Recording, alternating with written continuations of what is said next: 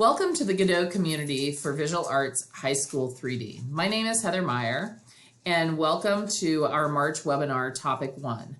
I hope that you've been able to watch the other webinars that cover a variety of topics, some very timely, I think, for our current environment.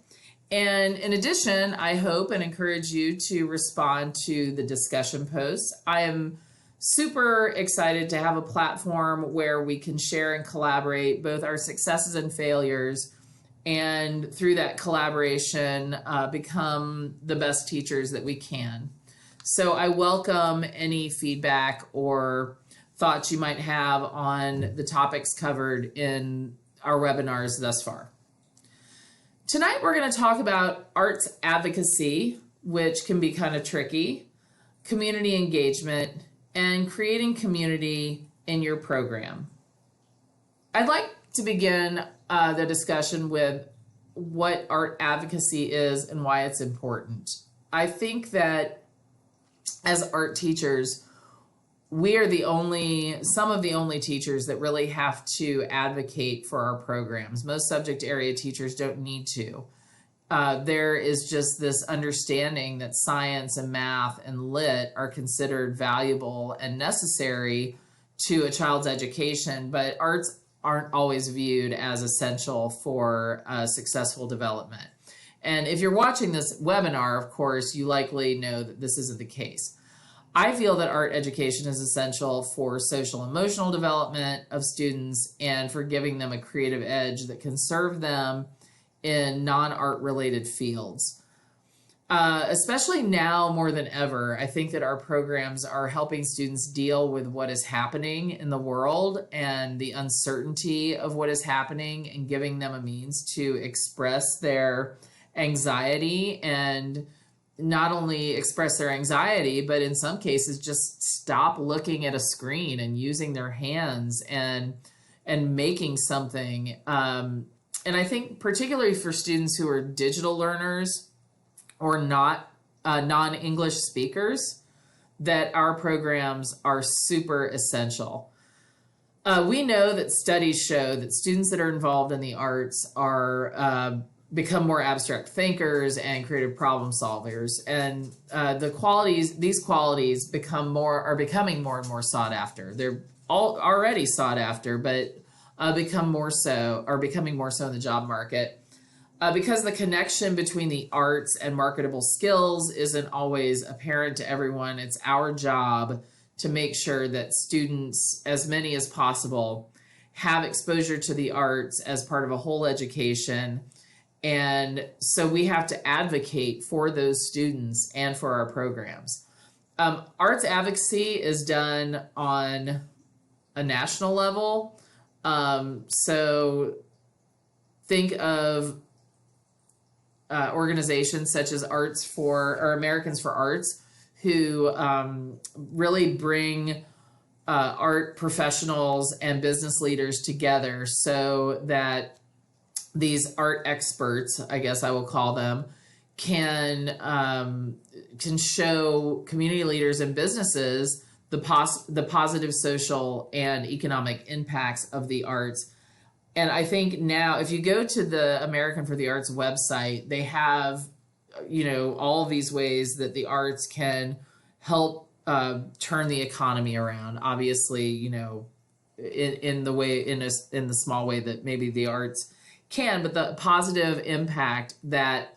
So Americans for the Arts sponsor Arts Advocacy Day, where they meet with community leaders and businesses and show the positive social and economic impact of the arts. So sort of think of yourself as a mini version of this model.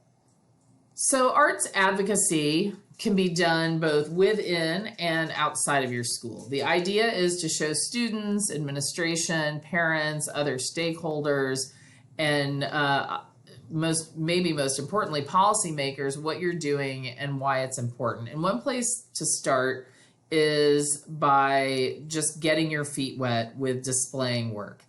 I've had, a lot of times 3D teachers think that displaying work throughout the school is something that is a monumental task because we want to safeguard the work. We want to make sure that it doesn't get harmed. We don't want it to be in the way of traffic. Displays are not often readily available.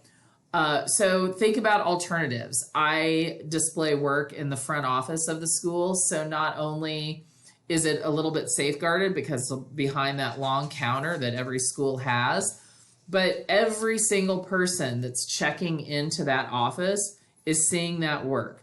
So that's everyone from, a parent coming to pick up their kid to, a superintendent who has business with the principal. They are seeing that work. And that is the basic level of art advocacy.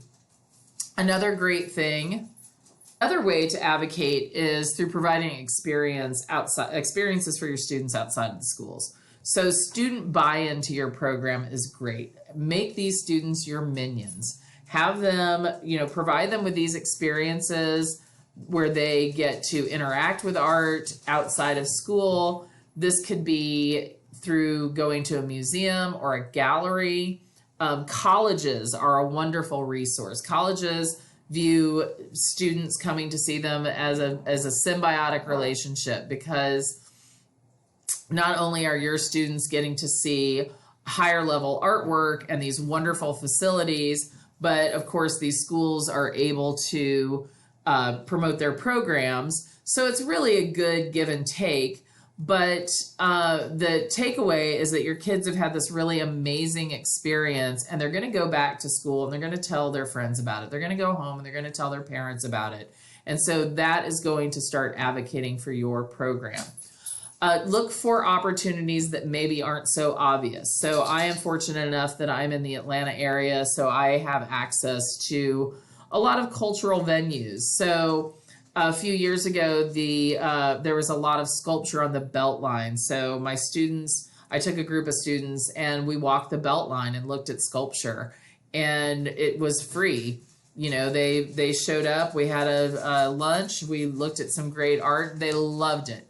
They went back to school, they told their friends about it. So these experiences are wonderful, and that's sort of your grassroots advocacy. The next step would be to involve yourself in local or statewide or national organizations. I think that the Georgia Art Education Association is the best art teacher organization in the state of Georgia for you to belong to. They provide a lot of opportunities for our students. If your school is a member of the National PTA, the PTA has a great program called Reflections that provide opportunities for recognition and access to art students. Every year they have a theme. This year it was I Matter Because, and the theme is typically pretty timely. And it really is art that is related to a social or personal issue. So, it's looking at art, again, through the lens of that social, emotional positivity. And so students submit work, and in a variety of categories, visual art, of course, being one. And then there are, it's a competition, but it is a great way for students to start thinking about how art can be used as a social commentary. Again, going back to GAEA, GAEA has a lot of events that they sponsor. Of course, you would have to be a member of GAEA to participate, but one of those is Youth Art Month, which is right around the corner. And Youth Art Month is all about recognizing art as a part of total education and creating global citizens. And who doesn't love that? So, they recognize that art education is important to the development and growth of students, and it promotes our art as necessary for a better quality of life, and to the development, again, of divergent and critical thinkers, which is, a sought after attribute to have. So Youth Art Month and GAEA and Youth Art Month are really good opportunities for you to start promoting your program. Another event sponsored by GAEA is the Capital Art Exhibit. And this is probably my favorite art event all year. And for a few reasons. First off, it doesn't have to be the best and the brightest. It is open, it is not juried, so it's open to all levels, it's a K through 12 exhibit. Students who enter their work, and it's 2 per art teacher. Students who enter their work, and it's 3D, can be entered. Students who enter their artwork get to attend a reception where our Congress and state representatives come down and look at the work, and students have an opportunity to have their pictures taken. It's a very nice event. It's sort of a low pressure but high visibility experience, and it's very impressive to school administration if your students participate in this event. So I cannot recommend it more strongly. Another great way to advocate for your programs is to enter your students in local and national competitions. There are another event brought to us by GAEA is the All-State Art Symposium, which for the last few years has been at Columbus State, which is a really wonderful venue. Again, if you are a member of GAEA, it's necessary to be a member to participate, but a really wonderful event. On the local level as well, if you are in the Atlanta area, the Atlanta High School Art Exhibit, which is part of the Dogwood Festival, is a wonderful juried exhibition. The High School Ceramic Art Symposium and Awards, which for the last couple of years has taken place usually it moves from college to college. It was at Piedmont College, and then it was at West Georgia. So a really wonderful 3D event, if we're talking specifically 3D. And of course, there is Scholastic Art and Writing Competition, and that is the national show, probably the largest national competition that there is, and very prestigious. And students can enter single works or portfolios. But when those students are recognized in those types of events, whether it be local or national, and you can tell your admin that we placed in this event, or I had student work accepted in this event, and it isn't always about winning the award. Sometimes it can just be about being present. About the work being accepted, or in the case of Capital Art, it's not juried. The student work is guaranteed, and there are some local exhibits where that just is. You can just bring the work, and I really strongly recommend that you participate in both of those types of both competitions or just exhibits that are non-juried are valuable. And admin loves to hear that their school is being represented, and that will, of course, advocate for your program.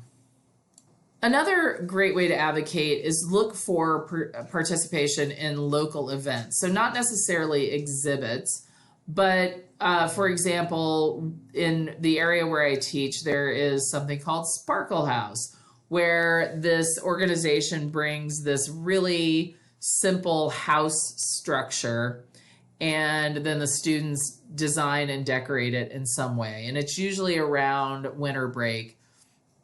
And they set all of these designed houses on the lawn of City Hall, and and they put twinkle lights on them, and people can walk the grounds and admire. So we've done this for years. On this slide, you're just seeing 2 examples where we did an homage to Starry Night one year, and then last year we did an homage to Notre Dame. And again, you get all this response from the community. There's a sign that says, what school it's from. So, you're stepping outside of the school. So the previous things that we talked about, yes, they are competitions or exhibits outside of school, but this is more out into your community. So, whether it be something organized like Sparkle House, or if you have a local coffee shop, or any small business that is willing to let you put student work up, you would be amazed at the response that you would get. I was in so-and-so's restaurant and I saw a student work from your school. It's, again, just letting the community know what your kids are doing and how amazing your program is. I mentioned on a previous webinar, community service-based organizations such as National Art Honor Society. Again, this is affiliated with NAEA.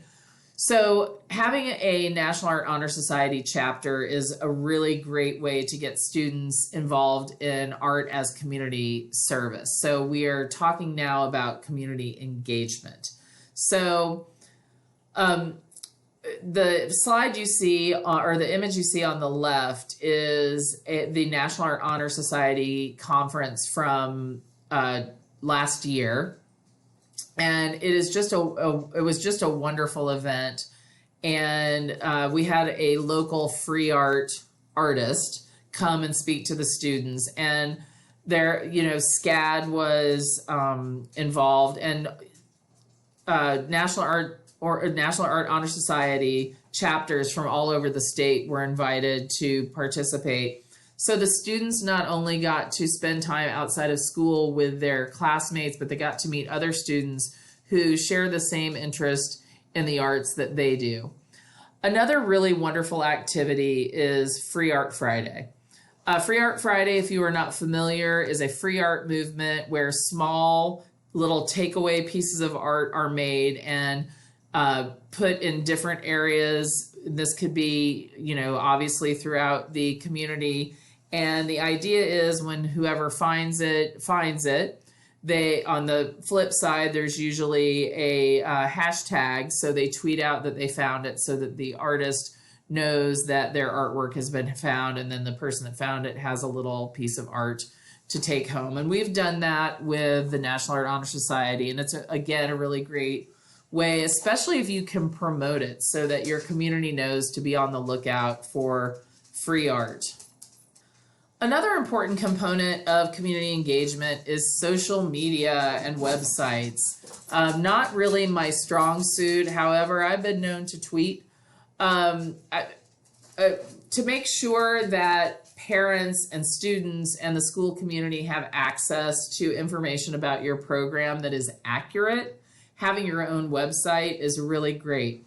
Anytime you enter a competition or an exhibit, or there's something going on in the community like Free Art Friday, having a website to promote that is invaluable. You can talk to your school and maybe even get a link on your school website to your art website. And then there's Twitter. A really great way to push out information about what you're doing sort of in real time. It's user friendly. So that social media component is a great way to advocate for your program.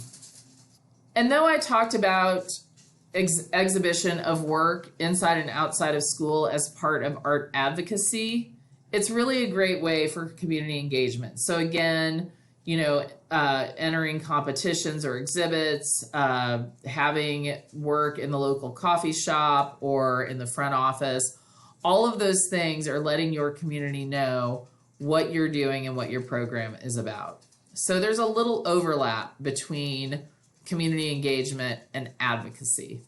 Another area where you can find community engagement is collaboration with performing arts or other disciplines.